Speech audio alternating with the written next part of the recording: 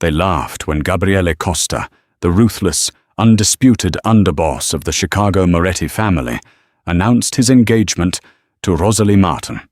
To the elite, razor-thin wives and hardened killers of the underworld, Rosalie was a punchline, a heavyset, quiet woman from the South Side who looked more at home kneading pastry dough than navigating the blood-soaked, treacherous waters of the Mafia. At the wedding, amidst the caviar and champagne, the whispers were exceptionally cruel, the mocking smirks poorly hidden behind crystal flutes. They saw only her soft curves, her generous figure, and her gentle, accommodating smile. They didn't see the calluses on her trigger finger.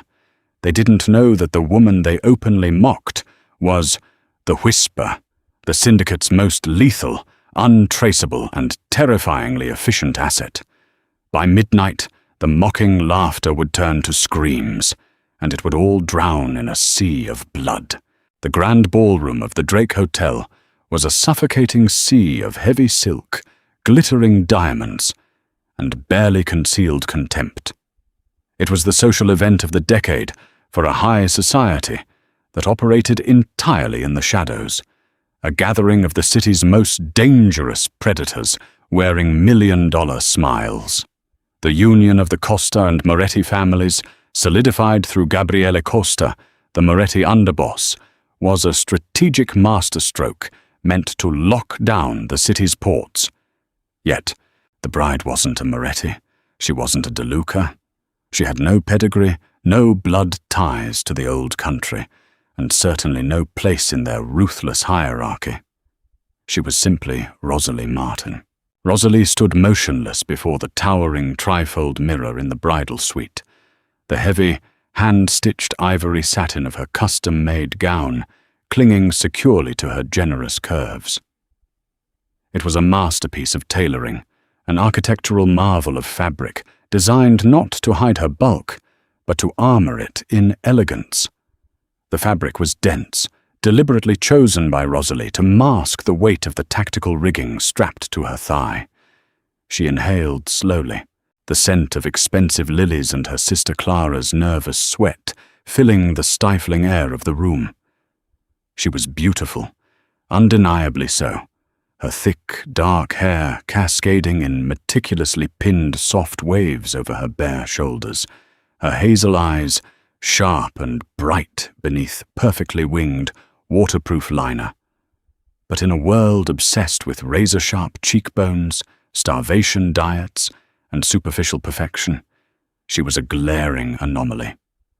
She was soft where they were hard, substantial where they demanded fragility.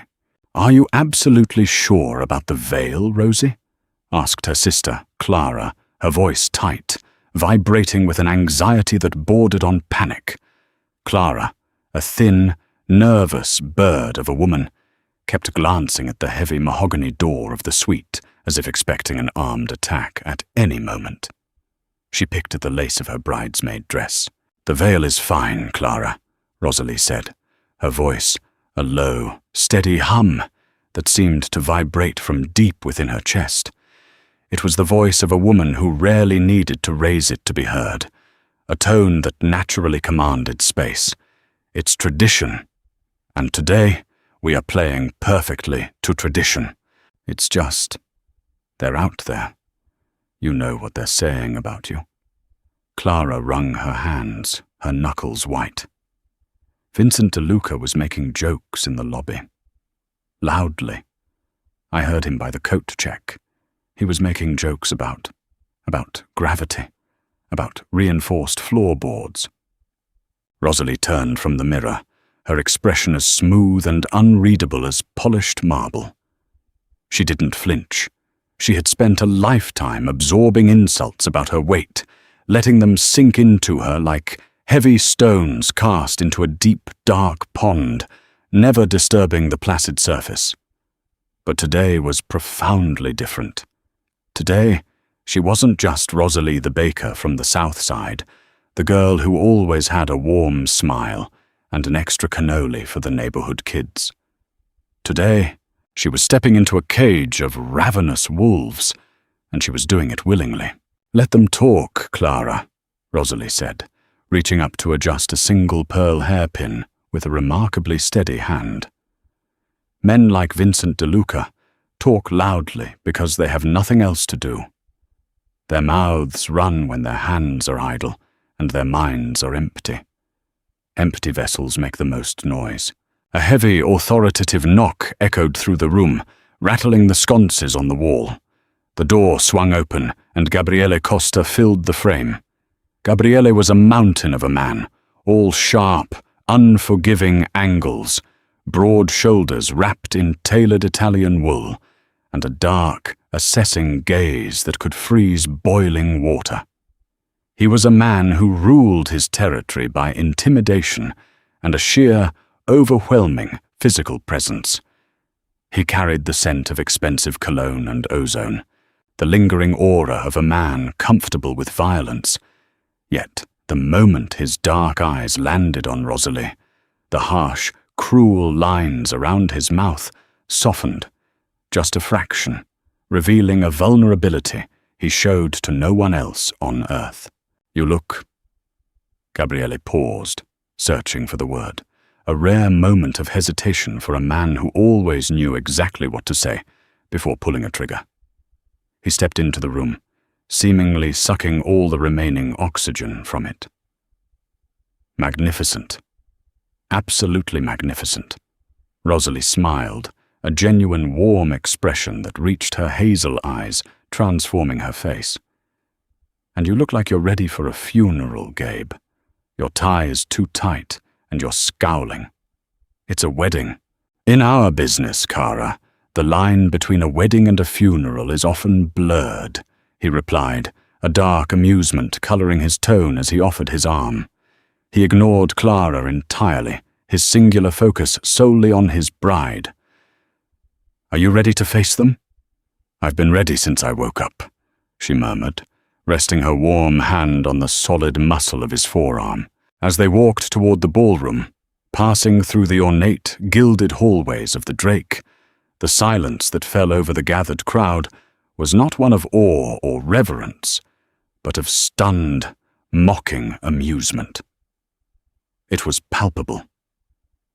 Rosalie could feel the eyes boring into her skin, raking over her figure with vicious judgment. She could practically hear the venomous thoughts echoing beneath the string quartet's soaring rendition of Vivaldi. Look at her. How in God's name did she trap him? She's a cow. She won't last a month in this family before he gets bored or she gets killed. She walked with a slow, deliberate grace, her chin held high, her posture perfect. She didn't rush. She let them look. She let them judge the softness of her arms, the fullness of her figure, the sheer volume of her presence. Let them think her weak. It was exactly what she needed them to believe. At the altar, underneath an archway of 10,000 white roses, the priest spoke grandiosely of love, honor, and duty, words that felt profoundly hollow in a room filled with men who ordered hits over breakfast and broke oaths before lunch. Rosalie tuned out the drone of the sermon and focused entirely on Gabriele. His hand in hers was warm, steady, and incredibly strong. It was a hand that had ended dozens of lives, yet it held hers with a surprising, fragile gentleness. He was marrying her for love, an incredibly dangerous vulnerability in their cutthroat world, a weakness his enemies would surely try to exploit. It was a risk they had both accepted the night he put the ring on her finger. The reception that followed was a masterclass in high society passive aggression. Rosalie sat rigidly beside Gabriele at the head table, acting the part of the silent, overwhelmed observer as the capos, underbosses, and lieutenants came up to pay their respects. The smiles were plastic and strained. The congratulations were laced with thinly veiled poison and disrespect. Vincent De Luca, a wiry, notoriously ambitious capo with slicked-back hair and a reputation for extreme sadism, sauntered up to the head table. He was flanked by two massive, thick-necked enforcers, a clear, disrespectful display of muscle at a peaceful gathering. He didn't even look at Gabriele. He aimed his shark-like gaze directly at Rosalie. "Congratulations, Gabe," Vincent drawled, his voice loud enough to carry, his eyes roaming over Rosalie's seated form with insolent, cruel amusement. "I see you went for comfort over speed. Good for the cold Chicago winters, I suppose." A few of his sycophantic cronies at the nearby tables chuckled nervously.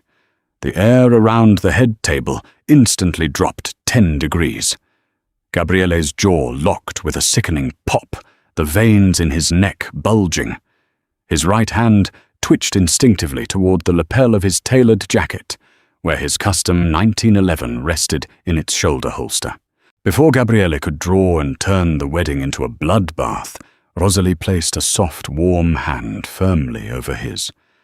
The touch was light, but the underlying message was absolute and unyielding. "Stop. Not here. Not yet." She turned and smiled at Vincent, a sweet, utterly disarming smile that didn't reach her cold, calculating hazel eyes. "Thank you, Vincent," she said, her voice clear, bell-like, and carrying perfectly over the low hum of the room.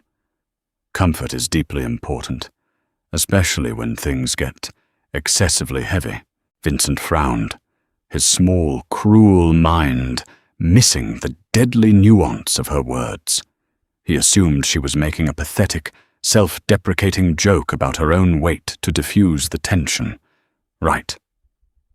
Well, try not to break the antique chairs, sweetheart.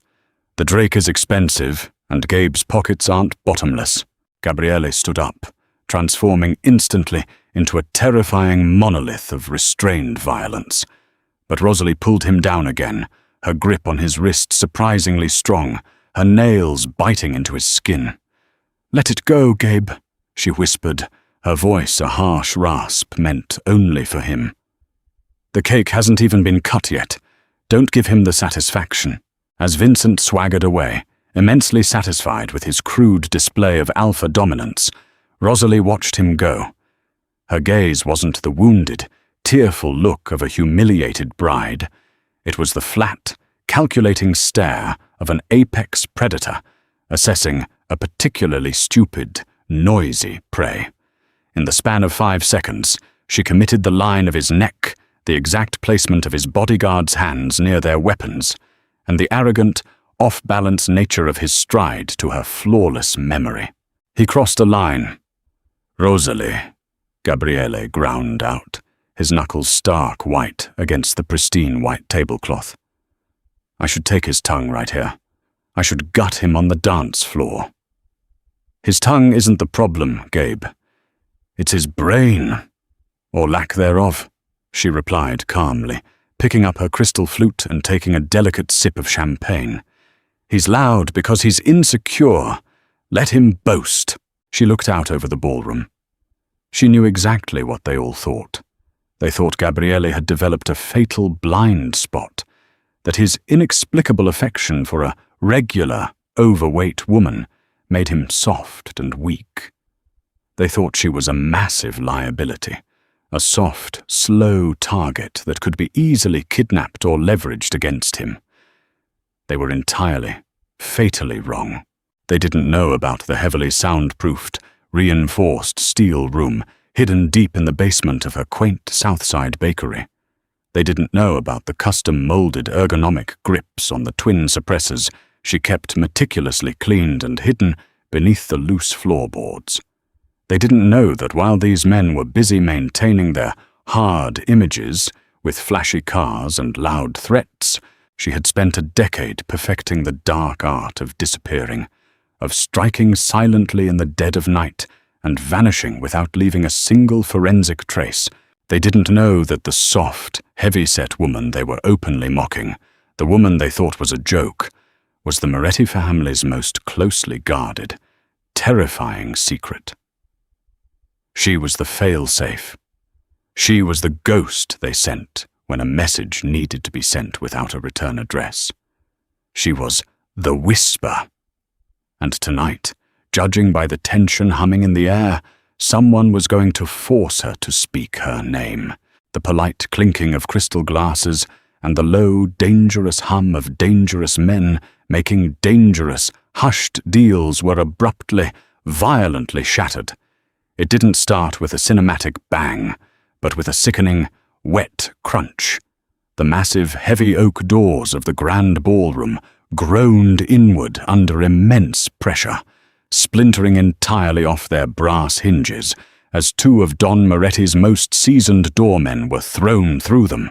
Their bodies flew through the air and hit the polished marble floor with the limp, heavy thuds of the already dead. The string quartet's Vivaldi died instantly on a discordant, terrified screech as the cellist dropped his bow. For a single, agonizing heartbeat, the room, filled with 200 of Chicago's most ruthless, lethal predators, froze in collective disbelief. It was the terrifying, breathless silence that precedes an avalanche. Then, the true, deafening noise began. A dozen men poured through the ruined doorway in a coordinated, sweeping formation. They were ghosts of violence, dressed entirely in tactical black Nomex and Kevlar, a jarring, ugly intrusion against the sea of bespoke Italian wool and flowing silk gowns. Their faces were obscured by dark balaclavas, their eyes flat and dead. They carried short-barreled Heckler & Koch MP5 submachine guns, the ugly, utilitarian, matte black steel catching the soft, romantic glow of the crystal chandeliers. It was a stark, horrifying contrast, the pinnacle of high society elegance suddenly violated by the raw, brutal tools of a cartel slaughter. They didn't shout demands. They didn't ask for surrender. Vincent DeLuca, sitting at a prime table near the entrance, didn't dive for cover when the doors burst open. Instead, a slow, malicious, knowing grin spread across his weasel-like face. He calmly reached for his expensive red wine, completely unbothered by the sudden influx of heavily armed intruders sweeping the room with muzzles. It was the undeniable, telltale sign of a rat, the smug, disgusting satisfaction of a man who had sold out his own family for a bloody shot at the throne. "Down!" Gabriele roared, his voice a physical, concussive force that seemed to shake the remaining glass in the chandeliers. He didn't wait for Rosalie to comply. His combat instincts took over. One massive hand clamped onto her shoulder, shoving her roughly and forcefully beneath the heavy, floor-length drape of the head table. Gunfire erupted, deafening, chaotic, and continuous. It was a localized war zone instantly birthed within the gilded, historic cage of the Drake Hotel. Crystal glasses and plates shattered into deadly, glittering rain. Plaster dust exploded from the ornate walls, mixing instantly with the sharp, acidic scent of cordite and the heavy, coppery tang of fresh blood pooling on the marble. The initial volley was devastatingly effective. Several older capos, men whose reflexes had dulled with decades of wealth, age, and arrogance, fell backward in their chairs before they could even reach inside their jackets to draw their weapons. The younger men, Gabriele's fiercely loyal street soldiers, scrambled desperately for cover behind overturned banquet tables and solid marble pillars. They returned fire with 9mm sidearms that were woefully outmatched by the attackers' sustained, suppressive automatic weaponry. Under the head table, it was a claustrophobic world of pristine white satin, darkness, and blind terror. Clara, who had been sitting nearby, scrambled under with them, crawling on her hands and knees, sobbing hysterically, her carefully styled hair plastered to her face with sweat and tears. "Gabe, what's happening? Oh my God, what is happening?" Clara shrieked, clutching desperately at the ruined, trampled lace of her sister's train. "It's a coup," Gabriele stated grimly, his face a mask of cold, terrifying fury. He smoothly racked the slide of his 1911, checking the chambered round by pure touch. He ejected the magazine, checked the brass, and slammed it back in. DeLuca! The rat bastard! He's making a play to wipe out the leadership and take the family. He peered over the edge of the bullet-riddled table, exposing himself for a fraction of a second, firing 2 rapid, booming shots. A man in black staggered back, clutching his Kevlar-vested chest, but 2 more instantly took his place. They laid down a withering line of suppressive fire that chewed through the heavy oak of the table just inches above Gabriele's head, raining splinters down on them. He ducked back down, breathing heavily, his suit jacket covered in wood dust. They were completely pinned down. "There are too many of them, Gabe," Rosalie said. Gabriele snapped his head toward her. Her voice wasn't shaking. It was entirely flat, analytical, completely devoid of the blind panic that was currently consuming her sister. "They have the primary choke points covered. 2 at the main door, 3 sweeping the left flank. They're intentionally funneling your surviving men toward the kitchen doors, creating a fatal bottleneck." Gabriele looked at her, his dark eyes narrowing in the gloom beneath the table. Even now, amidst the slaughter of his friends and family, he was struck by her terrifying, unnatural calm. He had always known what she was, had utilized her skills himself, but seeing her tactical mind manifest while she wore a white wedding dress, pinned under a table in a hail of gunfire, was deeply jarring. "I know the play," he ground out, reloading his weapon with a fresh magazine from his inner pocket. "We need a major distraction. Something to break their firing line so my men can push back." Rosalie didn't say a word. She moved, not with the frantic, uncoordinated scrabbling of a frightened civilian victim, but with a practiced, fluid, highly economic motion. She sat back on her heels and reached beneath the voluminous, heavy layers of her satin skirts, her hand disappearing into the dense fabric. When she withdrew it, she wasn't holding a lace handkerchief or a bridal bouquet. Strapped to her robust thigh, previously perfectly concealed by the thick, structured fabric and the natural curve of her generous proportions, was a custom-made tactical rig. It held 2 matte black, suppressed Sig Sauer P226. They were sleek, elegant tools of death, heavily modified by a master gunsmith for total silence, zero muzzle flash, and devastating accuracy. She slid the weapons free of their Kydex holsters, the cold metal a familiar comfort against her palms. She checked the safeties with a simultaneous, practiced flick of her thumbs, her hazel eyes entirely focused, the pupils dilated, entirely deadly. The soft, smiling Baker bride was gone, packed away in a mental box. The whisper had arrived on the battlefield. Gabriele watched her, a fierce, primal pride violently warring with his deep protective instincts. "Rosalie, don't do anything stupid. You're exposed in that dress." "I never do anything stupid, Gabe." "You know that," she whispered, her voice devoid of emotion. She turned to her sister, who was staring at the 2 massive handguns with wide, uncomprehending, horrified eyes. "Clara, listen to me very carefully. Cover your ears with your hands and squeeze your eyes shut. Do not move. Do not scream. Do not look up until I specifically tell you it is safe. Do you understand?" Clara, paralyzed by absolute shock, simply nodded dumbly, burying her face into her knees and wrapping her arms around her head. Rosalie shifted her weight, deliberately ignoring the restrictive, boned bodice of her gown. She wasn't built for sprinting across open ground, but she didn't need to run. She needed to strike from unexpected angles. She looked at Gabriele, a silent, complex communication passing between them. A tactical plan formulated and agreed upon in a fraction of a second. "Give me exactly 3 seconds of heavy cover fire aimed high at the chandelier," she ordered, her tone brooking absolutely no argument. Gabriele didn't hesitate or question her. He surged upward, roaring in defiance, unleashing a rapid barrage of heavy .45 caliber fire toward the ceiling and the main cluster of attackers. The deafening, concussive roar of his hand cannon drew every eye in the room, their immediate return fire shredding the remaining floral arrangements and plaster around him. That was all the distraction she needed. Rosalie didn't stand up to shoot.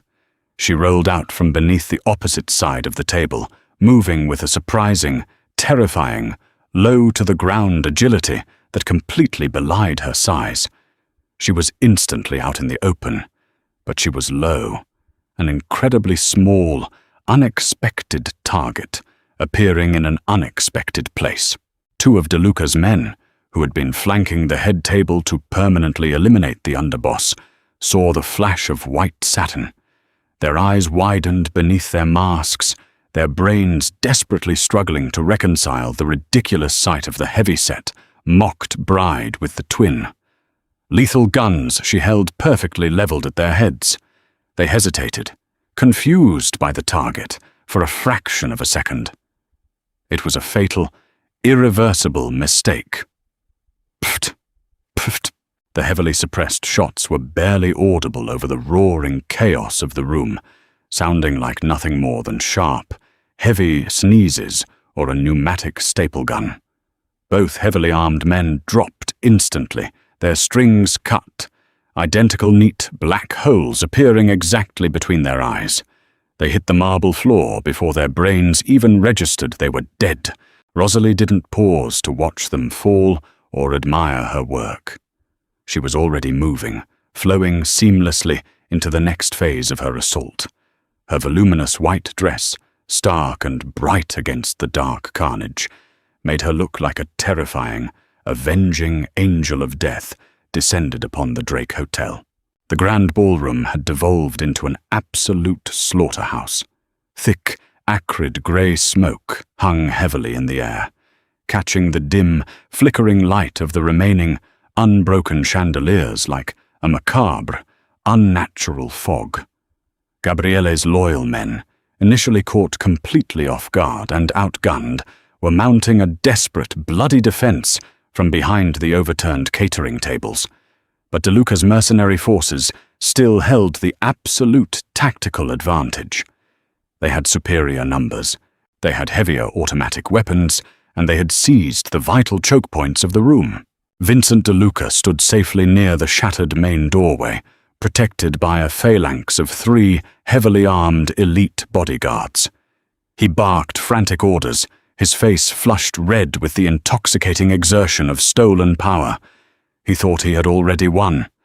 He thought the mighty Moretti family was finally his for the taking, his bloody path to the Don's chair secured.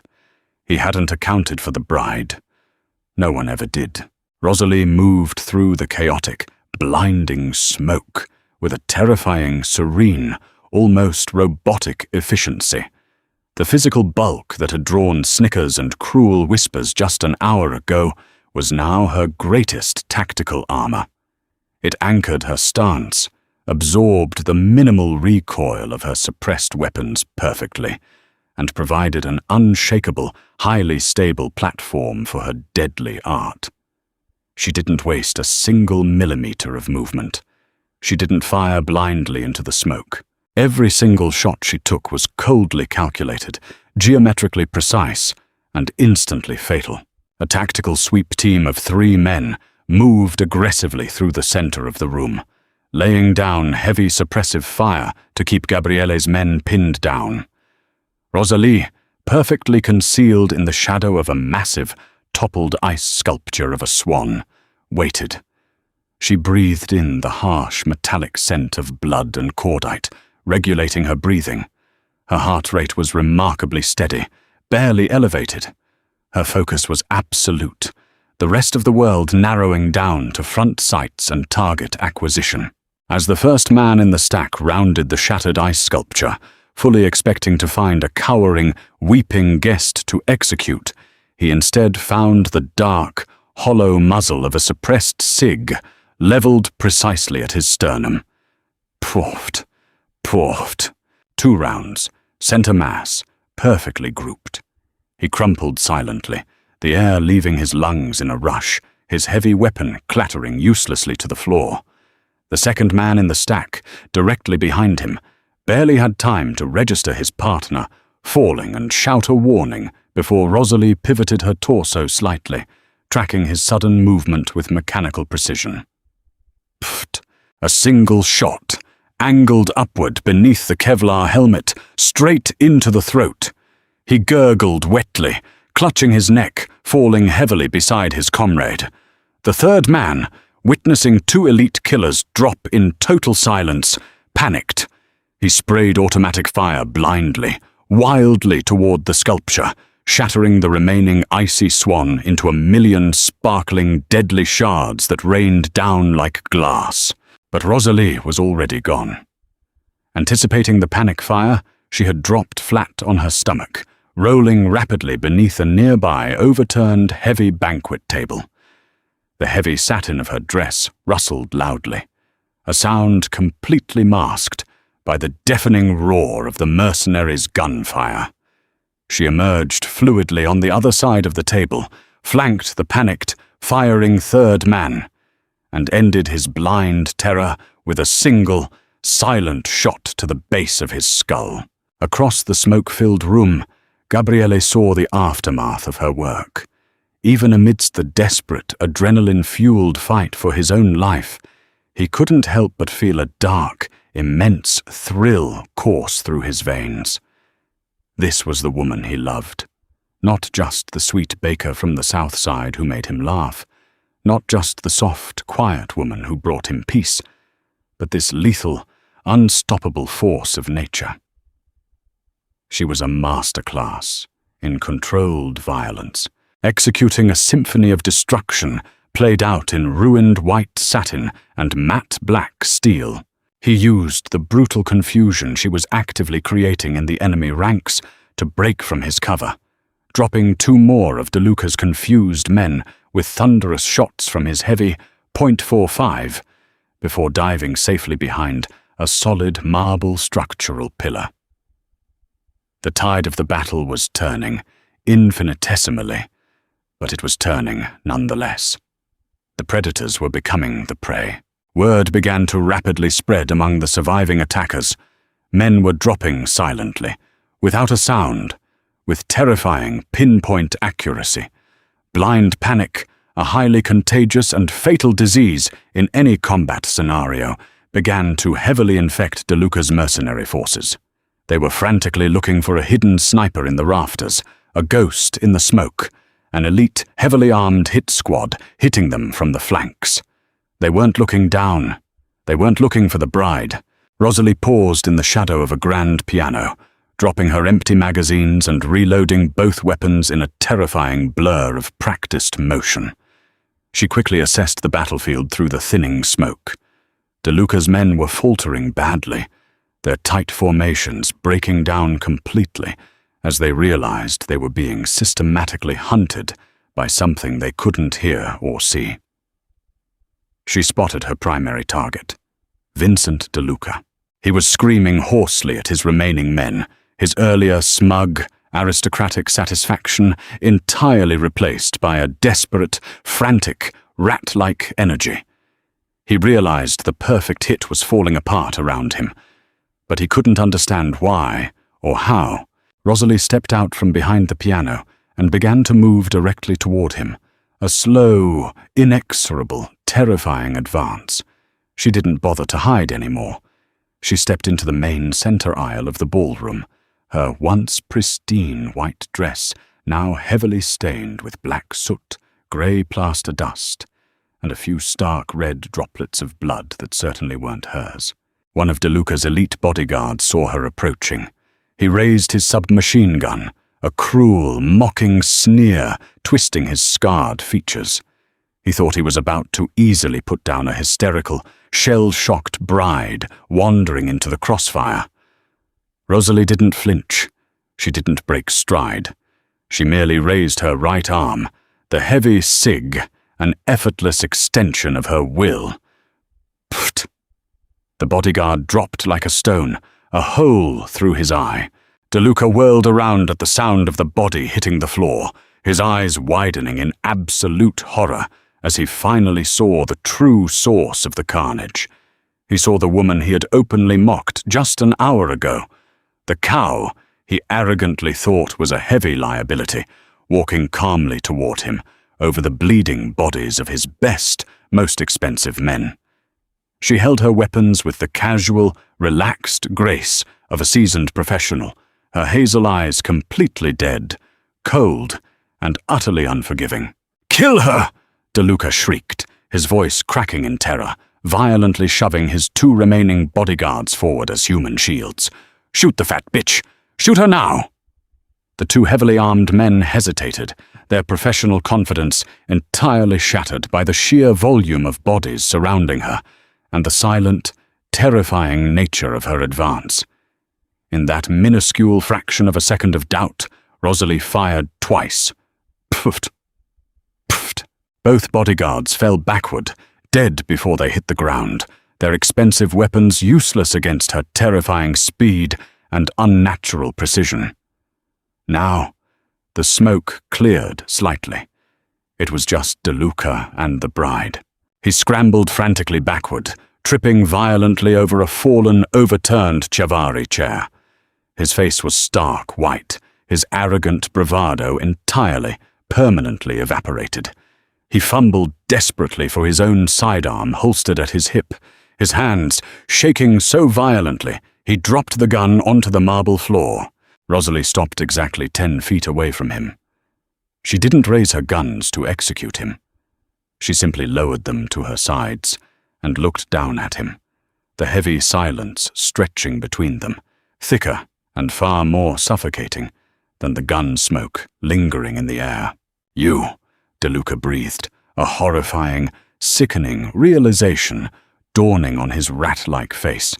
He remembered the dark rumors, the terrified whispers in the underworld of an untraceable, phantom asset the Moretti family only used when absolute discretion and guaranteed death were required.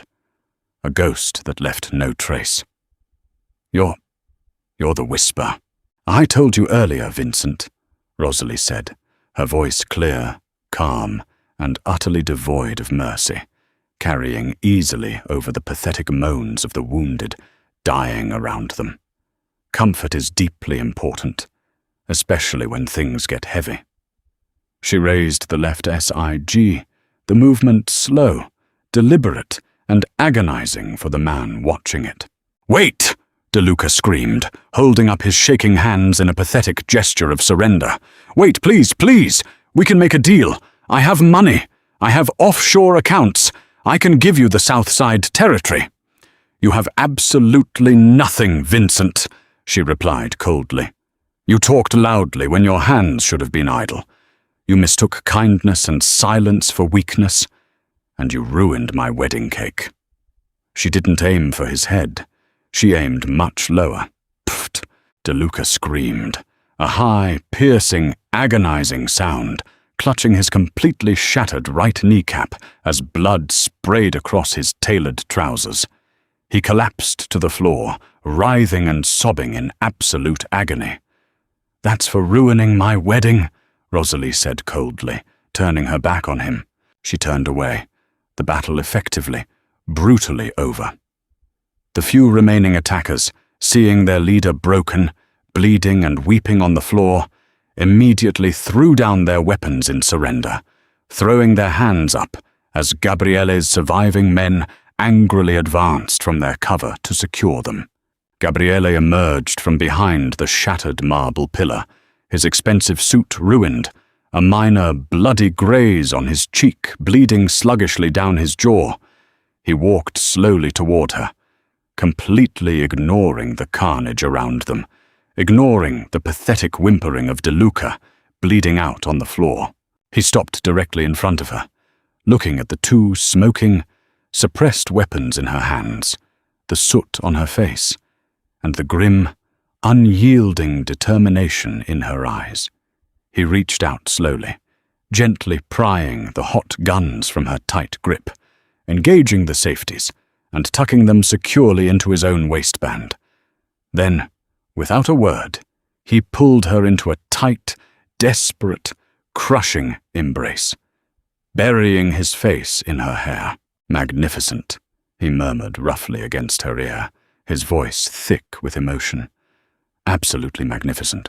Rosalie leaned heavily into him, the cold, calculating killer instantly receding into the depths of her mind, replaced once again by the exhausted woman who loved him. But they both knew the illusion was permanently broken. The surviving men in the room watched them, terrified, awestruck, their perceptions of reality shattered beyond repair. The harmless, heavy-set bride was a myth. The whisper was terrifyingly, undeniably real, and she was now the underboss's wife. The heavy silence in the grand ballroom was oppressive, punctuated only by the wet groans of the wounded and the ragged, adrenaline-fueled breathing of the survivors. The opulent, historic space looked like a recently bombed war zone. Shattered crystal, glittering like broken diamonds on blood-slicked, slippery marble. Shredded floral arrangements, scattered randomly among the fallen bodies of men in black and men in tuxedos. Gabriele held Rosalie tight for another long moment, anchoring her, before reluctantly stepping back. He didn't look down at the bodies. He looked directly at his surviving men. Those who were still standing were staring at Rosalie with a complex mixture of profound shock, awe, and newfound, abject terror. The same men who had whispered cruel insults about her weight and her suitability just hours ago were now mentally drafting their frantic apologies, praying to God they hadn't spoken loudly enough for her to hear them. "Secure the main doors," Gabriele barked, his authoritative voice cutting sharply through the stunned silence, snapping them out of their daze.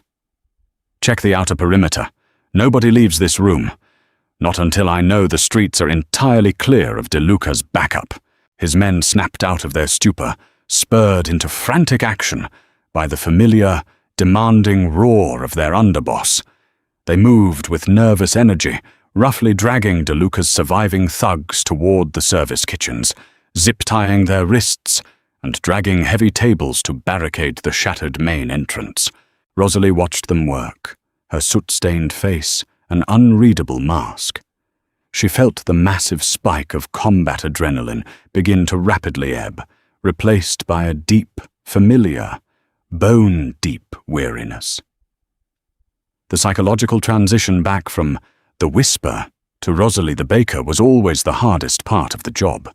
It was like taking off a heavy, suffocating coat of iron armor, leaving her suddenly exposed to the cold, stark reality of the extreme violence she had just committed. She turned her attention to Clara. Her sister was still huddled in a tight ball under the ruined head table, her hands clamped desperately over her ears, her eyes squeezed shut in absolute, paralyzing terror. "Clara," Rosalie said softly, crouching down with a wince. The movement severely strained the heavy seams of her blood-spattered, ruined gown. Clara flinched violently, whimpering as she opened her eyes slowly. When she saw Rosalie reaching for her, her gaze immediately dropped to the empty black Kid-X holsters strapped to her sister's substantial thighs, highly visible through a massive tear in the ruined satin skirt. Clara scrambled backward like a crab, hitting the back of her head hard against a fallen chair, scrambling to get away. "Who? What are you?" Clara whispered, her voice trembling so hard her teeth chattered. "You killed them. I heard it. I saw you.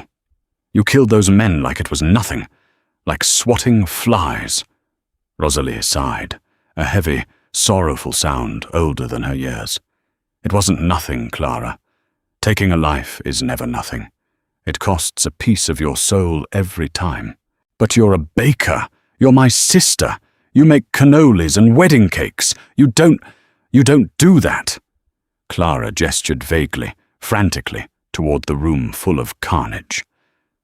"I do both," Rosalie stated flatly, the cold truth hanging in the air.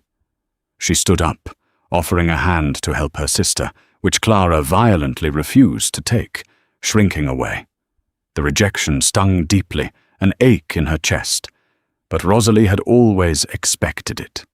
It was the heavy price she paid for keeping her family safe. Gabriele approached, placing a heavy, violently reassuring hand on Rosalie's shoulder. He looked down at the cowering Clara with barely concealed disdain. In his ruthless world, such blatant weakness was a fatal liability. "She just saved your life, Clara," Gabriele said, his voice hard and utterly unforgiving. "She saved all our lives today. Remember that before you judge her for how she did it." Clara burst into hysterical tears, burying her face in her hands and curling into a tighter ball. Rosalie looked away, staring into the middle distance, the familiar, suffocating ache of profound isolation blooming in her chest. It had always been this way. The memories, unbidden and sharp, rushed forcefully to the surface of her mind. Flashback. 15 years ago. She was 16, heavy, incredibly awkward, and desperately trying to shrink into the background of a harsh world. The South Side was an unforgiving place for weakness, and the local street toughs, low-level, cruel enforcers for the Moretti family, found her to be an easy, silent target. They'd cornered her behind the bakery where she worked, sweeping floors after school, their cruel taunts echoing loudly in the narrow, trash-filled brick alley. "Hey, Porky, got any leftover donuts back there? You look like you already ate them all, you fat cow." They shoved her hard, sending her sprawling backward into a pile of dirty, discarded cardboard boxes. It scraped her elbows raw. But she didn't cry. She never cried. In her neighborhood, crying was blood in the water.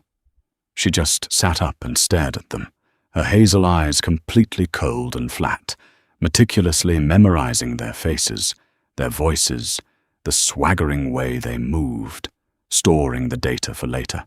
That was the exact day an older man, a quiet, completely unassuming button man for the Morettis named Silvio, stepped out of the deep shadows of the alley. He didn't yell. He didn't draw a weapon. He just looked at the boys, one weathered hand resting casually inside his worn jacket. The boys recognized him instantly and scattered like terrified roaches exposed to a sudden light. Silvio had walked over and helped her up. He hadn't offered her meaningless pity. He offered a sharp observation. "You didn't blink once, kid," he rasped, his voice rough as sandpaper from decades of smoking cheap, unfiltered cigars. "They pushed you down, scraped you up, and you didn't flinch. You didn't cry for help. You just watched them, assessing them." "I'm fat, Mr. Silvio," she had said softly, stating a simple fact of her life. "I can't outrun them. I have to see them coming so I can brace for the hit," Silvio chuckled, a dry, entirely humorless sound. "Running is a tactic for prey. You got the cold, dead eyes of a predator, kid. You just need someone to give you the teeth." Silvio became her secret mentor, her surrogate father figure, in a world where her real father had vanished. He saw entirely past the bulk that everyone else blindly mocked. He saw the cold calculation in her mind, the rock-steady hands, the utter, unnatural lack of panic under pressure.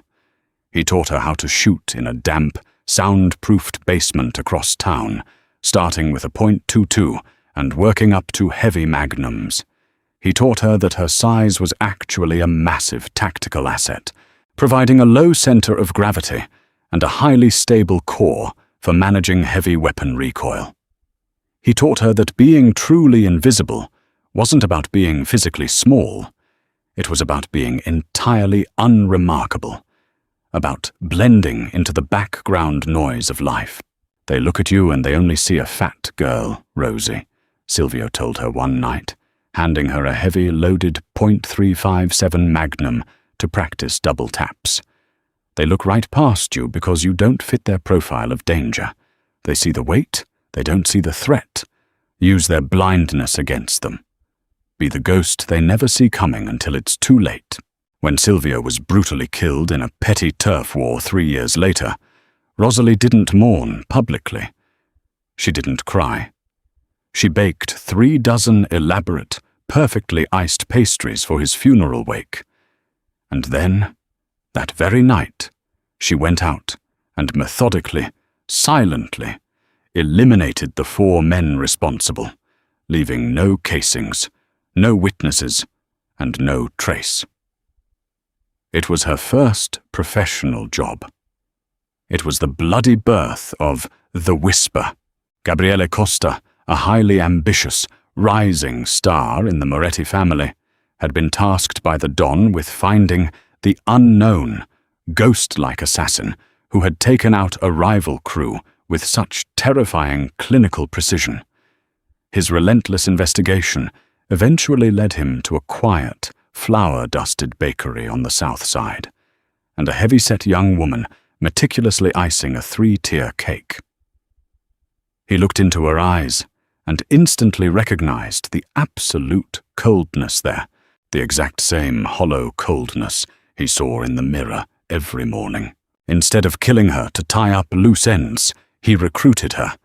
He fiercely protected her secret, actively cultivating the terrifying mythical persona of The Whisper, the syndicate's ultimate boogeyman, keeping her true identity buried.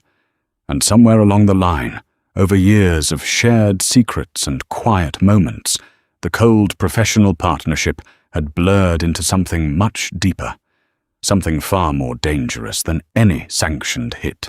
The memory faded abruptly, leaving Rosalie standing amidst the smoke and wreckage of her ruined wedding. "Boss!" Gabriele turned sharply. It was Paulie, his most trusted and capable lieutenant.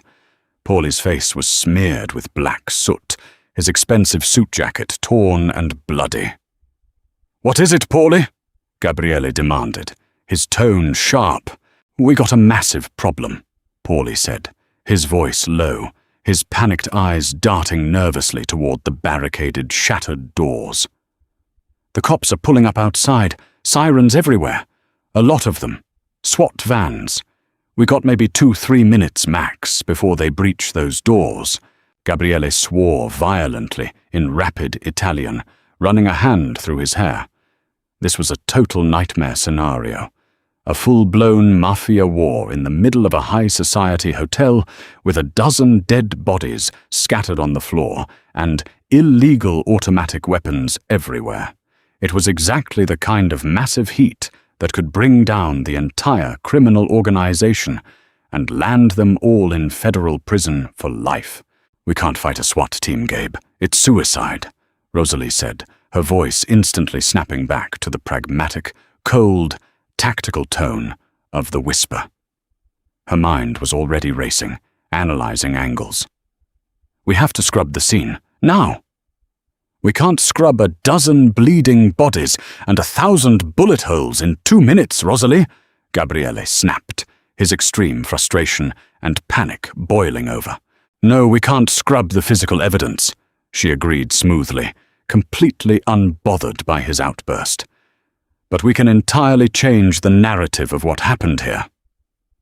She looked down at Vincent DeLuca, who was still moaning loudly on the floor, clutching his shattered, bleeding knee. He was pale as a sheet, sweating profusely, and entirely psychologically broken. "Paulie," Rosalie commanded, her tone brooking absolutely no argument, assuming total control of the room. "Get Vincent off the floor, drag him up and prop him against that solid pillar over there. Put a gun in his left hand. Make him look like he was aggressively leading a defense, not an attack." Paulie hesitated for a split second, looking at Gabriele for confirmation to take orders from the boss's wife. Gabriele nodded curtly, recognizing her brilliance. "Do exactly what she says. Now, what are you planning, Rosalie?" Gabriele asked, his eyes narrowing in confusion. Rosalie reached down into the gore and picked up one of the MP5 submachine guns dropped by DeLuca's dead men. She checked the magazine and racked the slide, her movements swift, sure, and terrifyingly professional. "I'm going to give the Chicago Police Department a hero," she said, her bright hazel eyes locking intensely onto Gabriele's. "And I'm going to need you to play the role of the grieving, completely terrified groom who barely survived." She walked purposefully over to where Paulie had roughly propped up the whimpering, bleeding DeLuca against the marble. She knelt down right beside him, ignoring the blood soaking into her dress, bringing her soot-stained face inches from his terrified eyes. "Listen to me very carefully, Vincent, because your life depends on it," she whispered, her voice colder than the ice swan she had hidden behind. "The police are coming through those doors in 60 seconds. You are going to tell them that an unknown rival gang suddenly attacked the wedding. You, acting heroically to protect the Don's family, fought them off, sacrificing your own loyal men to protect the innocent bride and groom. Why? Why would I do that?" DeLuca gasped in pain, spitting a mouthful of blood onto the floor. "They'll arrest me." "Because," Rosalie said, violently pressing the cold black barrel of the submachine gun directly against his uninjured left kneecap, pressing hard until he whimpered. "If you tell them anything else, if you even mention me, or Gabriele, or anything that remotely compromises this family's business, I will find you, in whatever heavily guarded hospital or maximum security prison cell they put you in. I will walk right in, and I won't aim for your knee next time. I will take my time, and you will beg for death." DeLuca stared deep into her dead, hazel eyes, and saw absolutely nothing but the void. He saw his own horrific death promised there. He nodded frantically, tears streaming down his face. Okay, I'm the hero. I fought them off. I swear to God." "Good boy," Rosalie said, patting his sweaty cheek patronizingly, a gesture of absolute dominance. She stood up quickly and turned back to Gabriele. "We need to look like innocent victims, fast. The cops need a narrative they can easily swallow." She grabbed the heavy torn hem of her ruined satin gown and ripped it further up her leg with a loud tearing sound, exposing more of her skin and making it look like she had crawled through debris. She smeared a fresh handful of black soot across her pale face and deliberately snagged her perfectly styled hair, violently pulling it into a wild, frantic, disheveled tangle. She looked at the fresh blood on her hands, then reached up and smeared it dramatically across Gabriele's cheek, over his minor graze, making his wound look much worse and far more bloody than it actually was.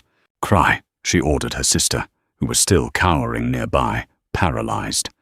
"Cry like you've never cried before in your life, Clara. Your life depends on it." Loud, aggressive sirens wailed deafeningly right outside the hotel, the sound piercing the shattered, echoing silence of the ballroom. Flashing red and blue police lights strobed violently against the large, unbroken windows, casting erratic, nightmarish shadows across the carnage and the dead. "Everyone get down on the floor," Rosalie commanded the remaining loyalists, her voice ringing with staged panic. "Act completely terrified. Act like you just survived a war. Hide your weapons." She wiped her fingerprints off the submachine gun and threw it away, ensuring it landed perfectly near the pile of weapons dropped by DeLuca's dead men. Then she collapsed heavily onto the cold marble floor directly beside Gabriele. She pulled her knees tightly to her chest, burying her face in his shoulder, her entire body shaking, her face transforming into a flawless mask of convincing, absolute, hysterical terror. Gabriele immediately wrapped his massive arms around her, holding her tight, burying his face in her ruined hair, his own shoulders shaking. It was a perfect pose of desperate protection, a traumatized, helpless groom shielding his innocent bride from the horrors of the world.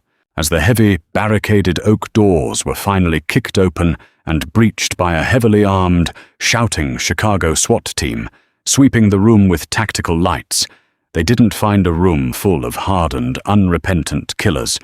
They found a weeping, hysterical bride in a ruined dress, a frantic, bleeding groom, a severely wounded hero who had supposedly saved them all, and a room full of terrified, cowering civilian survivors.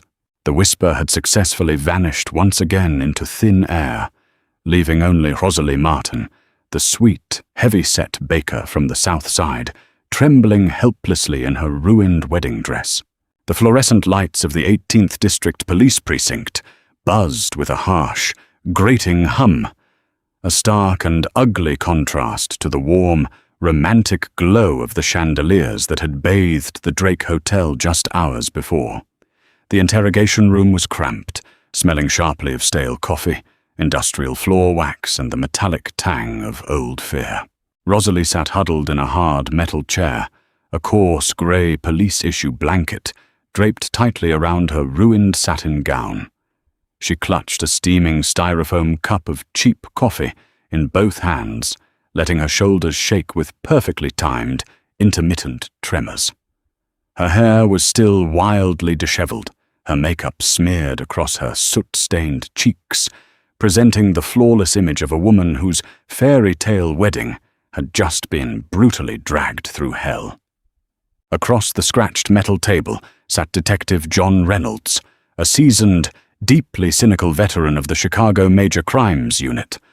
Reynolds was a man who had seen every flavor of human depravity, a hound dog who usually smelled a lie before a suspect even opened their mouth.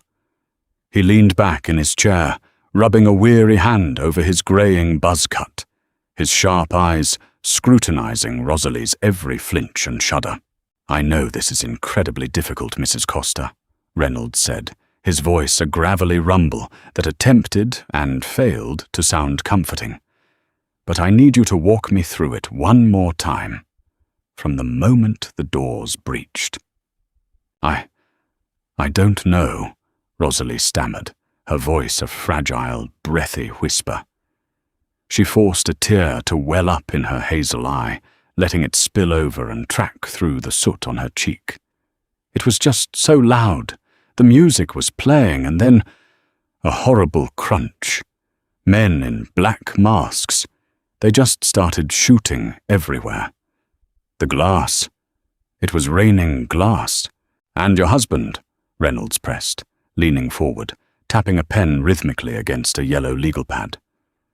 "Gabriele Costa, the underboss of the Moretti syndicate." How exactly did he react? "Gabe?" Rosalie looked up, her eyes wide, capturing the exact look of a naive civilian confronted with her husband's dark reality. "He pushed me under the table. He threw his body over mine. He kept telling me not to look. He saved my life, Detective. He had a gun, yes. He shot back to protect me." Reynolds sighed, a long, frustrated sound. He knew exactly who Gabriele Costa was. He knew about the loan sharking, the extortion, the bodies buried under new construction sites. But the narrative playing out tonight was infuriatingly neat, stubbornly refusing to fit his theories. "And Vincent DeLuca?" Reynolds asked, watching her face closely for a slip. "The man we found bleeding out by the pillar, clutching an MP5. Rosalie let out a small, convincing sob, burying her face in the collar of the rough blanket. "He was so brave. I thought he didn't like me. He made cruel jokes before the ceremony. But when those men came, Vincent stood up. I saw him yelling at them, shooting back. He told Gabe to keep me down. They shot him in the leg, but he kept fighting. If it weren't for Vincent, we'd all be dead." Reynolds stopped tapping his pen. He stared at the heavy-set, sobbing baker from the South Side, searching desperately for the hardened mob wife he expected to find. He saw nothing but a traumatized victim. Meanwhile, 3 rooms down, Gabriele was giving the exact same performance, albeit with a heavy dose of masculine rage. He yelled. He pounded his fists on the table. He demanded to know why the police hadn't protected his innocent civilian wife from a blatant, unprovoked attack by an unknown cartel. He played the grieving, furious patriarch flawlessly, demanding justice while offering absolutely nothing of substance. But the true linchpin of their desperate gamble was Vincent DeLuca, handcuffed to a bed in the secure ward of Chicago General Hospital, pumped full of morphine and absolute terror. DeLuca gave his statement to a pair of skeptical detectives. He recounted exactly what Rosalie had ordered him to say. He claimed an unknown, heavily armed crew, likely out-of-town muscle looking to make a name, had crashed the wedding to assassinate Gabriele. He, Vincent, had heroically intervened, rallying his personal security to fight them off and protect the Don's inner circle. He didn't mention the coup. He didn't mention the betrayal. And he absolutely, unequivocally didn't mention the heavy-set bride who had systematically slaughtered his elite hit squad and shattered his knee with a suppressed Sig Sauer. The promise of Rosalie's cold, dead eyes in his final moments kept his tongue firmly tied to her script. By 6 a.m., the harsh morning light was filtering through the precinct's barred windows. Detective Reynolds slammed his file shut, his face an angry mask of defeat. The forensic evidence was a catastrophic mess. Too many bodies, too many shell casings, and entirely cross-contaminated by the panicked guests and the SWAT breach. DeLuca was sticking to the hero narrative, giving them no leverage to arrest Gabriele. "You're free to go, Mrs. Costa," Reynolds finally growled, standing up and opening the interrogation room door. "But this isn't over. I know what happened in that ballroom wasn't a random attack. I know what your husband is, and I'm going to prove it." Rosalie stood up slowly, letting the grey blanket fall from her shoulders, clutching her ruined white dress. She looked at Reynolds, not with the terrified gaze of a victim, but with a brief, fleeting flash of absolute, glacial calm. "I'm just a baker, detective," she said softly, her voice steady and chillingly even. "I bake cakes. I don't know anything about wars." She walked out into the busy bullpen, where Gabriele was waiting, pacing furiously. When he saw her, he rushed forward, wrapping his massive arms around her, a genuine wave of relief washing over his hardened features. They walked out of the precinct together into the cold, crisp Chicago morning. They had survived the night, but the true battle for the soul of the Moretti family had just begun. 2 days later, the sterile, antiseptic smell of Chicago General Hospital did nothing to mask the underlying scent of fear in room 412. Vincent DeLuca lay flat on his back, his shattered right leg suspended in an elaborate traction rig. His face, usually sharp and arrogant, was drawn, pale, and slick with a cold sweat that had nothing to do with the painkillers dripping into his IV line. 2 uniformed police officers stood guard outside his door, theoretically there to protect the hero of the Drake Hotel massacre. They were utterly useless against the true threat. The door clicked shut, the sound sharp and definitive in the quiet room. Vincent flinched violently, his eyes darting toward the sound. Rosalie Costa stood at the foot of his bed. She wasn't wearing ruined white satin anymore. She wore a tailored, deeply conservative black wool coat that draped elegantly over her generous figure, making her look imposing, monumental, and entirely immovable.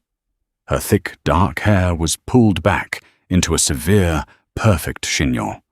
In her gloved hands, she carried a pristine white pastry box tied with a bright red ribbon.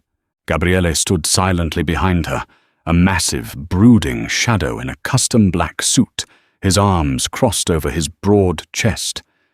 He didn't speak. He didn't need to. The sheer, overwhelming threat of physical violence he radiated was enough to make the air in the room feel heavy and suffocating. Good morning, Vincent, Rosalie said, her voice a soft, melodic purr that sent ice water rushing through De Luca's veins. She stepped forward, placing the pastry box gently on his rolling tray table. I brought you some sfogliatelle. Fresh from my ovens. I know hospital food is deeply uninspiring. Vincent stared at the pastry box as if it contained a live hand grenade. He swallowed hard, his throat dry as dust. What? What are you doing here? The cops are right outside. The cops are drinking the terrible coffee Gabriele bought for them down the hall, Rosalie corrected mildly, her hazel eyes locking onto his. We have a few uninterrupted minutes to discuss your future, Vincent. My future? De Luca rasped, a pathetic, bitter laugh escaping his lips. You shattered my knee. The doctor said I'll walk with a cane for the rest of my life. My crew is dead. My play for the family failed. I have no future. That is where you are wrong, Rosalie said, pulling a rolling stool closer to the bed and sitting down, her posture impeccable. You have exactly the future I allow you to have. You gave a very compelling performance for Detective Reynolds. You are now the official hero of the Moretti family. Don Moretti himself is singing your praises for saving his favorite underboss. Vincent frowned, confusion warring with his terror. Why did you let me live? You had me dead to rights. You could have put a bullet in my brain and claimed one of my own men shot me in the crossfire. Rosalie leaned in slightly, the faint scent of vanilla and expensive gunpowder washing over him. Because a dead traitor is simply a mess to clean up, Vincent. But alive, terrified, highly placed capo who owes me his life and his reputation? That is a remarkably useful asset. De Luca's eyes widened as the horrifying reality of his situation finally dawned on him. He hadn't survived. He had been conquered. You're going to keep your territory, Rosalie continued smoothly, her tone leaving absolutely no room for negotiation. You are going to maintain your rank as capo. You will continue to run the South Side docks and the construction rackets. You will smile at the family meetings, and you will kiss Gabriele's ring with absolute, unwavering loyalty. And if I don't, Vincent challenged weakly, a final pathetic spark of his old arrogance flaring up. Gabriele took a single heavy step forward, the floorboards groaning under his weight, but Rosalie held up a single, gloved finger, stopping him instantly. If you don't, Rosalie whispered, her voice dropping to a register so cold it froze the breath in his lungs. I won't come for you with a gun, Vincent. I will simply release a very detailed, anonymous dossier to Detective Reynolds outlining exactly how you hired the mercenaries who shot up the Drake. I will give him the offshore accounts you used to pay them. The police will arrest you for the murder of 20 men. And once you are in a federal holding cell. She smiled, a sweet, terrifying expression. I have many friends on the inside who would love to earn a favor from the Whisper.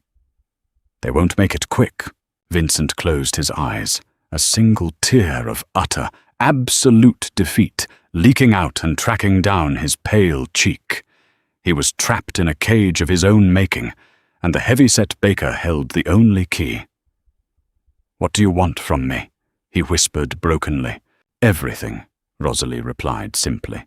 You are going to funnel 20% of your gross dock earnings directly into a series of legitimate shell companies I have established. You are going to vote exactly how Gabriele tells you to vote in the commission. You are my puppet now, Vincent. You will dance entirely on my strings, and you will smile while you do it. She stood up, smoothing the front of her black coat. She reached out and untied the red ribbon on the pastry box, opening the lid to reveal the golden, flaky, incredibly intricate Italian pastries inside. Eat your sfogliatelle, Vincent, she commanded softly. You need your strength. We have a lot of work to do." She turned and walked out of the room, Gabriele following closely behind her, like a massive, lethal shadow. As the door clicked shut, Vincent De Luca, the once feared, sadistic capo, reached with a trembling hand, picked up a pastry, and began to eat, weeping silently in the sterile hospital light. The atmosphere in the smoke-filled, heavily guarded back room of the Bella Napoli restaurant was thick with an electric, deeply unsettled tension. It was the first full gathering of the Moretti family commission since the bloodbath at the Drake Hotel. Don Carlo Moretti, a frail, aging man whose once fearsome grip on the city was rapidly slipping, sat at the head of the long mahogany table, flanked by his surviving capos and lieutenants. The men in the room were hardened killers, seasoned extortionists and brutal enforcers. Yet today, they were all rigidly shifting in their seats, their eyes darting nervously toward the heavy oak door at the back of the room. The narrative had been universally accepted. A rival faction had attacked, and Vincent De Luca, currently sitting uncomfortably at the table with a heavy, silver-tipped cane resting against his chair, had heroically fought them off. But street-level whispers are impossible to kill. Rumors had begun to circulate, dark, terrifying rumors about how the hitmen had really died. Rumors about impossible shots, silent executions, and a phantom moving through the smoke. Rumors about the bride. The heavy oak door swung open, and silence crashed down on the room like a physical weight. Gabriele Costa entered, looking every inch the ruthless, undisputed power center of the family. He wore a charcoal pinstripe suit, his jaw set in a hard, unforgiving line, projecting absolute, unchallenged authority. But it was the woman walking half a step behind him that drew every terrified, awe-struck gaze in the room. Rosalie wore a deep burgundy dress, elegantly cut to flatter her substantial figure, paired with a sharp, tailored black blazer. She looked beautiful, imposing, and entirely comfortable in the den of wolves. The men who had openly mocked her weight, her background, and her suitability just a few weeks prior now looked at her with a profound, sickening realization. They didn't see a baker. They didn't see a punch line. They looked at her calm, unreadable hazel eyes and saw the terrifying, inescapable void. Traditionally, wives never attended a commission sit-down. They stayed in the kitchen or at home, intentionally ignorant of the bloody mechanics of the family business. Gabriele walked to the heavy, high-backed leather chair designated for the underboss, directly to the right of Don Moretti. But he didn't sit down. Instead, he pulled the chair out, turned to Rosalie, and gestured for her to take it. A collective, sharply indrawn breath echoed around the table. It was an unprecedented, earth-shattering breach of Mafia protocol. "Gabriele!" Don Moretti rasped, his cloudy eyes widening in shock. "What is the meaning of this? This is family business. A woman has no place at this table." Gabriele didn't flinch. He placed his massive hands firmly on the back of Rosalie's chair as she sat down, radiating an aura of total ownership and defiance.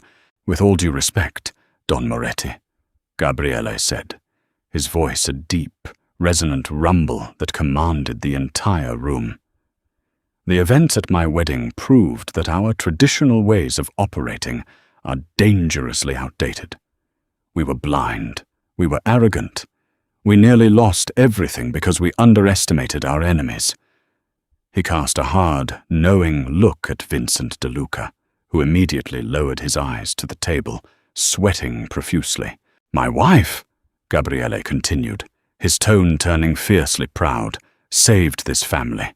She possesses a strategic mind and a particular set of skills that are vital to our continued survival. From this day forward, Rosalie speaks with my voice.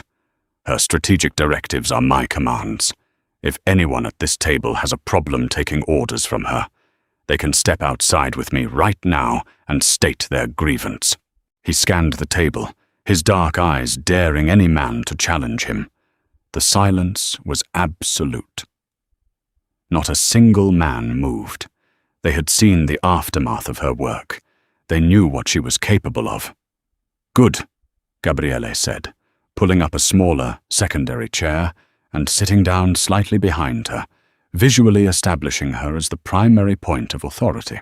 Rosalie folded her hands neatly on the polished mahogany table, the picture of serene, matriarchal control. She looked around the table, meeting the terrified gaze of every hardened killer in the room. "Thank you, Gabriele," she said softly, her voice carrying easily in the dead, silent room. "Gentlemen, we are going to make some significant changes to how the Moretti family conducts its business. The era of loud, messy, public violence is over. It draws too much heat, it ruins the upholstery, and it is terrible for long-term profit margins." She reached into her blazer and pulled out a thick, impeccably organized leather binder, dropping it onto the table with a heavy thud. "I have spent the last week auditing our legitimate fronts and our street-level operations," Rosalie stated coldly. "We are hemorrhaging money through inefficiency and unnecessary brutality. We are going to transition heavily into digital extortion, political lobbying, and high-end real estate manipulation. Less blood on the streets, more suits in the boardrooms." One of the older capos, a brutal man named Sal, frowned, leaning forward aggressively. "With respect, Mrs. Costa, we are a family of respect. We earn through fear. If we stop breaking legs on the south side, people stop paying." Rosalie turned her gaze to Sal. It was the same flat, dead-eyed stare she had given the hitman before putting a bullet in his throat. Sal instantly paled, realizing his massive mistake. "Fear, Sal, is a blunt instrument," Rosalie educated him quietly. "It works on the weak, but it incites the strong to rebellion. True power isn't forcing someone to pay you because you hold a gun to their head. True power is structuring their entire reality, so they believe paying you is their only logical, safe choice." She tapped the leather binder. "We will be quiet. We will be efficient. We will become invisible. Anyone who violates this new directive, anyone who draws unnecessary police attention or engages in unsanctioned violence, will answer directly to me."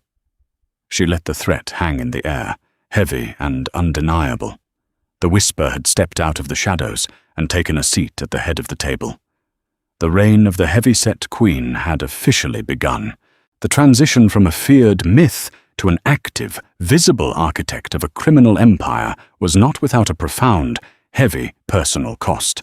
Rosalie found that building a kingdom of shadows required entirely different muscles than breaking down a tactical door. 6 months after the Drake Hotel massacre, the Moretti family had completely transformed. Under Rosalie's meticulous, ruthless strategic direction, their profits had tripled, entirely generated through high-level corporate blackmail, rigged municipal contracts, and deeply buried money laundering operations. The street-level violence that had plagued Chicago for decades vanished almost overnight. The police were baffled. The FBI was frustrated. The Morettis had become untouchable ghosts. But the silence in the city mirrored the growing silence in Rosalie's personal life.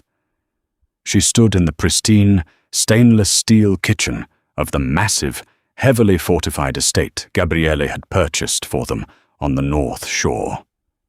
The sun was shining brightly through the bulletproof floor-to-ceiling windows, casting long, warm shadows across the marble island where she was currently, methodically, kneading a massive mound of sweet bread dough. Baking was the only time she felt truly connected to the woman she used to be. The rhythmic pushing and folding of the dough, the smell of yeast and warm butter, it was a tactile, grounding meditation that momentarily silenced the dark, calculating machinery of her mind. A soft, hesitant knock at the kitchen door broke her concentration. "Come in," Rosalie said, not looking up from her dough. Clara entered, her movements tight and bird-like, clutching her purse defensively against her thin chest.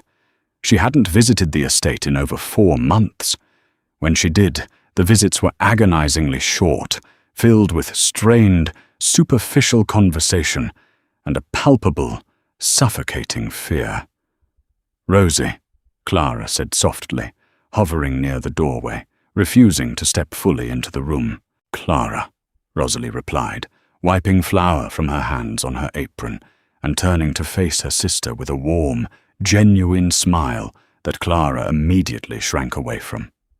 "I'm so glad you came. I'm making brioche, your favorite. It will be ready in an hour if you want to stay for coffee." Clara shook her head rapidly, her knuckles white around her purse strap. "I can't stay, Rosie. I just came to drop this off." She stepped forward quickly, placing a small, sealed envelope on the edge of the granite counter, before retreating back toward the door as if the kitchen were rigged with explosives. "What is it?" Rosalie asked, a cold knot forming in her stomach. "It's a check," Clara said, her voice trembling, her eyes fixed firmly on the floor. "For the bakery. The money you gave me to keep it running after everything happened. I sold the shop, Rosie. I'm moving to Oregon. With David. We're leaving tomorrow." Rosalie froze. The bakery on the south side was her sanctuary, the place where she had built her life, where Gabriele had first found her. "You sold the shop? Without telling me?" "I couldn't stay there, Rosie," Clara suddenly burst out, a hysterical edge to her voice, tears finally spilling over. "Every time I look at the floorboards, I think about what you hid down there. Every time someone walks in wearing a suit, I think they're coming to kill me. I can't sleep. I can't breathe in this city anymore. I can't be near this." She gestured wildly around the opulent, fortified kitchen. Rosalie felt a profound, heavy ache settle deep in her chest, a sorrow so immense it threatened to crack her ribs. She took a step toward her sister, reaching out a flour-dusted hand. "Clara, please, you're my sister.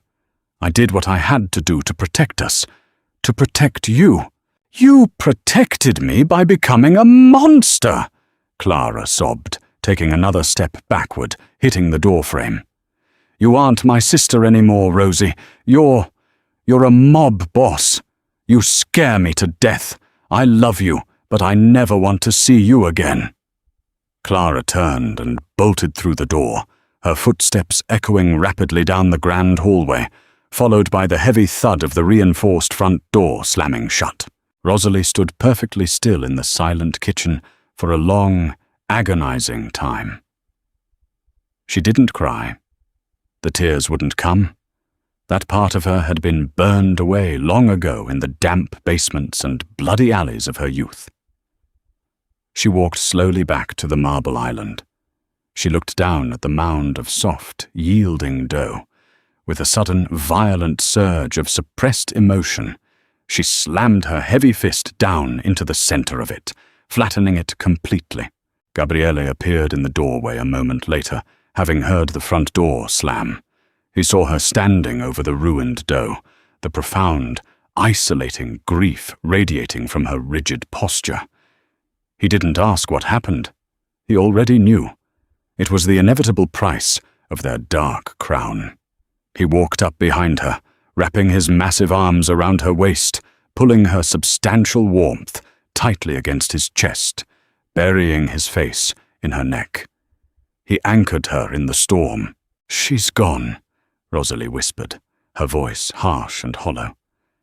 "I'm here, Cara," Gabriele murmured fiercely against her skin. "I will always be here. You are not a monster. You are the only reason we are alive." Rosalie leaned back into his solid strength, closing her eyes. She accepted the heavy, unforgiving truth. She could not be the sweet, innocent baker and the lethal queen simultaneously. She had made her choice the night of the red wedding. The innocent Rosalie was dead, but the woman who remained, heavy, brilliant, deeply flawed and fiercely protective, would rule the empire she had brutally carved out, and she would do it with absolute, unyielding dignity. Exactly 1 year after the disastrous, blood-soaked wedding at the Drake Hotel, the grand ballroom was once again rented out for a high society event. This time, however, the heavy oak doors were brand new, reinforced with hidden steel cores, and the men checking coats at the entrance were not hotel staff, but highly trained, heavily armed security operatives, loyal only to the Costa family. It was a charity gala, ostensibly raising millions for an inner-city orphanage, but in reality, it was a massive, public display of total victory. It was the coronation of the new regime. The room was packed with the city's political elite, corrupt judges, high-level corporate executives, and the surviving capos of the Moretti syndicate. They mingled under the repaired crystal chandeliers, drinking expensive champagne, their smiles tight and respectful. The mocking whispers that had poisoned the air a year ago were completely, entirely absent. They had been replaced by a suffocating, deeply ingrained awe. Vincent DeLuca stood near the bar, leaning heavily on his silver-tipped cane, smiling a strained plastic smile as he aggressively encouraged a local alderman to approve a new zoning permit for the Costa family's real estate front. He was a broken, compliant dog, perfectly trained to heel. At the center of the room, holding court like a conquering empress, stood Rosalie. She was breathtaking. She wore a custom-designed floor-length gown of midnight blue velvet that hugged her generous curves perfectly, radiating an aura of dark, majestic power. The fabric was soft, luxurious, and entirely devoid of the hidden holsters she used to wear. She didn't need to carry weapons anymore. She commanded a small army of men who would gladly die for her. Her thick, dark hair cascaded over one shoulder, and a stunning, incredibly heavy diamond necklace, a gift from Gabriele, glittered at her throat. She looked every inch the formidable, beautiful woman she was, her weight no longer a source of mockery, but a physical manifestation of her substantial, undeniable presence in their world. A wealthy, razor-thin socialite, the wife of a federal judge who had previously snickered at Rosalie behind her fan, approached the circle hesitantly. She bowed her head slightly, offering a trembling, overly polite compliment about the charity initiative. Rosalie accepted it with a gracious, cool nod, perfectly playing the role of the benevolent, untouchable queen. She watched the socialite scurry away, analyzing the fear in the woman's eyes with a clinical detachment. "You look bored, my love," a deep voice rumbled beside her ear. Gabriele stepped up beside her, looking magnificent in a tailored tuxedo, slipping a strong arm around her waist. He looked at her with a fierce, burning adoration that hadn't dimmed a fraction since the day they met. "Not bored, Gabe," Rosalie replied softly, leaning comfortably into his embrace, her hazel eyes sweeping over the crowd of powerful people bending to her will. "Just reflecting. It is fascinating how quickly morality bends when absolute power is applied to it." "They respect you," Gabriele said proudly. "They fear me," Rosalie corrected, a small, knowing smile playing on her lips. "Respect implies a choice. They don't have a choice anymore. But fear is a highly effective foundation for peace." The string quartet, positioned in the exact spot they had been a year ago, began to play a slow, romantic waltz. Gabriele stepped back, offering his hand to his wife with a deep, formal bow. "May I have this dance, Mrs. Costa?" he asked, his dark eyes sparkling with warmth, meant only for her. "You may, Mr. Costa," she replied, placing her hand in his. As they moved onto the polished marble dance floor, the crowd naturally parted for them, stepping back to give them a wide, respectful berth. Gabriele spun her gently, her heavy velvet dress flaring out beautifully, moving with a surprising, elegant grace that defied her size. They danced in the center of the room, the ruthless underboss and his lethal, brilliant bride. They were a unified force of nature, a testament to survival in a world that demanded perfection and ruthlessness. Rosalie rested her head against his broad chest, listening to the steady, strong beat of his heart. She had lost her sister. She had lost her simple life, and her soul was undeniably stained with the blood of ruthless men. But as she looked up into the eyes of the man who loved her exactly as she was, the heavy-set girl who was once mocked by the world finally found her profound, unshakable peace in the heart of the darkness. The heavy-set bride is a thrilling reminder that true power and lethal capability rarely come in the packages society expects. Rosalie's journey from a mocked, underestimated woman to the feared, strategic queen of the criminal underworld highlights the profound themes of resilience, the demand for basic dignity, and the terrifying consequences of moral injustice. She forced a superficial, brutal world to see her truth, claiming her redemption not through forgiveness, but through absolute dominance. Her story proves that the quietest people in the room are often the ones you should fear the most. If you enjoyed this intense story of mafia betrayal, tactical brilliance, and a love that survived a sea of bullets, please smash that like button. Share this video with anyone who loves a fiercely unexpected heroine, and don't forget to subscribe for more original, cinematic stories. Let me know in the comments what you thought of Rosalie's ultimate revenge.